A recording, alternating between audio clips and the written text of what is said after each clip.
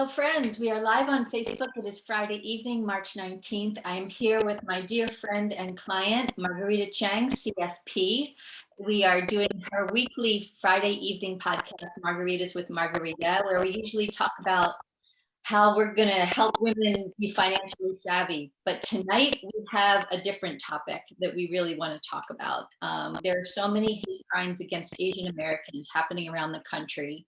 According to the advocacy group Stop AAPI Hate, there have been nearly 3,800 hate incidents against Asian Americans, Pacific Islanders between March 19th and February 26th, 2021. The reason many suspect it's because these innocent Americans are being blamed for the coronavirus pandemic. This morning, fortunately, President Biden encouraged Congress to pass the COVID-19 Hate Crimes Act that was introduced on May 7th, 2020 by US Representative Grace Meng, a Democrat from New York. As a proud Asian American woman who was born 90 miles north of New York and spent much of her life in Washington, D.C., but she has lived around the US, including in Japan. Rita, we want to talk about your experience, your thoughts on this unbelievable situation in America right now, and what your advice is to all of us so that we can help end this. Hi, well, thanks for having me, and thank you for giving me the opportunity to talk about this. This is, as you can imagine, a very difficult topic, and the reason why this is so difficult is I do think that any type of violence against any person is wrong. But what makes me so sad is not just because I am of Asian heritage, it's because the people in the Asian American Pacific Islander community are particularly vulnerable. They're vulnerable because they are being blamed for coronavirus and causing this crisis. The other thing that also makes this particularly difficult is in that number 3,800, that is what's reported. So many of these crimes are probably underreported, and these crimes have been happening for a while. But as mentioned, I am ABC. I'm American born Chinese. My dad was born in China and came to the US by way of Taiwan. My mom is from Irish and Eastern European heritage. But in some ways, I grew up bicultural. I was told, put your head down, don't draw a lot of attention to yourself. And for this reason, many of these crimes do not go reported. I'll just say one more thing where I kick it back to you. My high school daughter said to me, she's like, Mommy, Asians aren't the people who are going to take to streets. So how are people going to know that this is such a problem? It's not the type of people that are going to just publicly demonstrate. It kind of goes against what we were told. Yeah, it's a cultural heritage where, Asians keep to themselves. And these stories of people being attacked on the street, tripped, these pictures are just terrible. The architects that are working on my Incandescent Health and Wellness Retreat Center are also of Asian descent, and they're in San Francisco talking about this experience where they'll be on the subway and being harassed, and it's just horrifying. So talk about how you grew up. You were telling me a little before the show that you grew up in New York and you had some experiences there. Sure. So as mentioned, I was born 90 miles north of the city. I grew up in Poughkeepsie, but many of my dad's family members lived in Queens, right? And I've always been aware of my surroundings. I've also been aware at a really young age of just how to interact with others, be really sensitive and mindful of not just your surroundings, but how you conduct yourself and to look out for others. My dad actually did share this story with me. One of his relatives was actually mugged in New York. And he told me, lesson learned, Rita, first of all, you got to be careful. Don't expose yourself. But the other thing is, if you do happen to need to be out, you should always have some money in your wallet, because what was so egregious about his relative getting mugged is the attacker was so upset that he didn't have any money that he just grabbed the wallet, threw it, and hit him even harder.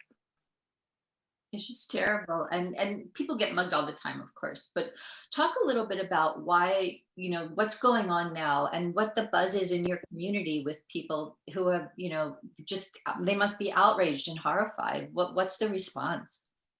Well, I think that what makes this so difficult is Asians are particularly vulnerable, and we've seen that it is not. It's a 27-year-old male was attacked on the subway in New York City, so it's not just women, it's not just old people.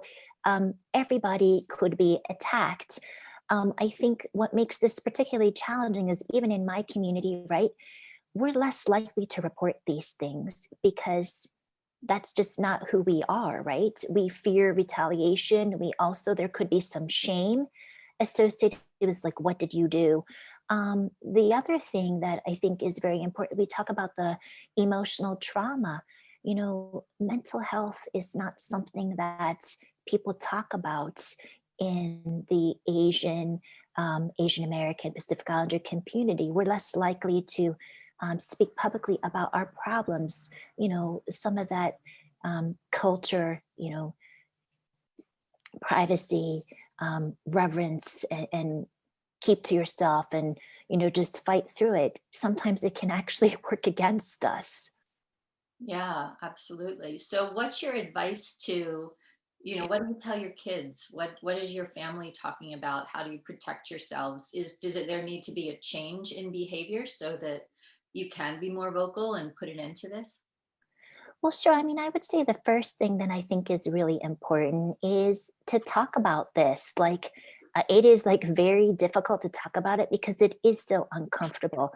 But talk about why you think this is wrong, right? I think it starts there. The other thing is awareness. These crimes against Asians, someone said they've been going on for some time. It's just right now with social media and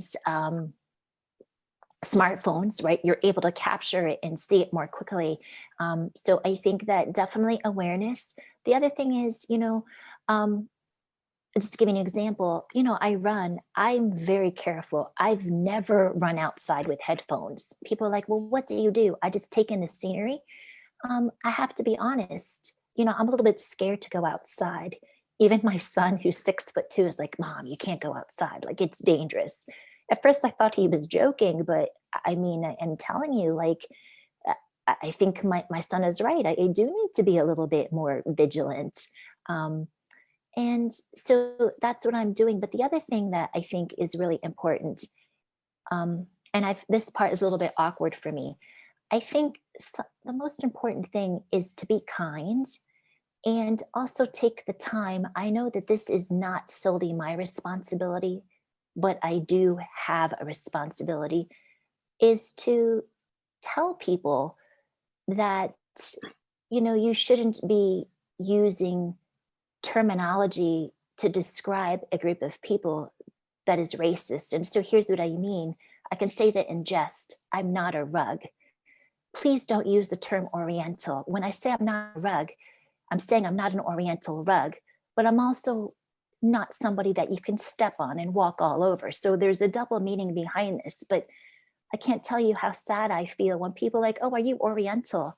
And finally, I've learned to speak up a little bit. I'm like, Orientals describe things. Um, Asian is people. Um, and perhaps you might have used that term in the past. That's the past. You don't know what you don't know. But I'm just asking you moving forward, everybody, if you hear somebody refer to people as Oriental, take the time and correct them and say, hey, the preferred terminology is Asian. That would make me feel better. Like, I mean, if I tell people, it starts with people feeling included. And if you can't call me and my people by the proper term, I don't feel safe. I don't feel valued. I don't feel included. So I tell people it starts with that. And again, if you didn't know that, or this is the first time you heard that, that's okay. You don't need to apologize for the past, but we want to do better for the future. Oh, absolutely. In fact, because of your courage, you had a situation you were sharing with me not long ago. You've been invited to create a diversity program. Tell us about what's going to be part of that. So, as you know, I'm a financial planner, a CFP Pro, and I'm very passionate about financial inclusion and financial empowerment for women. I think that also translate to financial wellness and financial inclusion, where people of all ages, all abilities, and body types should feel comfortable being able to participate in a fitness activity. So I'm going to be developing my diversity inclusion program to focus on that, like ability, age, ethnicity, race, religion, so that women can feel safe and invited. Yeah. Well, as a white American, my heart goes out to any subgroups that are being attacked right now. And what can we do? What can we all do to join arms and just say, we're all in this together? Sure, absolutely. I think we could just be kind and take the time to understand everybody, and never stop learning. I'm always learning. And I would say just be kind and never stop learning and know that we are all in this together. Together, we're stronger. That's beautiful. And that's a great way to end this conversation. We'll be back next Friday at happy hour East Coast time, talking about financial literacy and how women can flex their financial muscles. But tonight we really felt we needed to pay homage to the people that have been tortured and suffering at the hands of folks who just hopefully don't know better and hopefully will learn, or that we get it, just things start to change. So Rita, thank you so much for your time. I'm going to give you the final word before we leave. Well, thanks so much for having me. And remember, we're all in this together, and together we can do so much more to make the world a better place. Yeah, amen to that. I'm Hope Katz Gibbs with Incandescent Radio and TV here on Margaritas with Margarita. You can find information about our conversation tonight on margueritacheng.com. Also, another quick URL we bought is ritachengcfp.com. It's a little bit easier than spelling Margarita. So we wish you all a happy weekend. We thank you for tuning in this evening, and we'll talk to you next Friday night.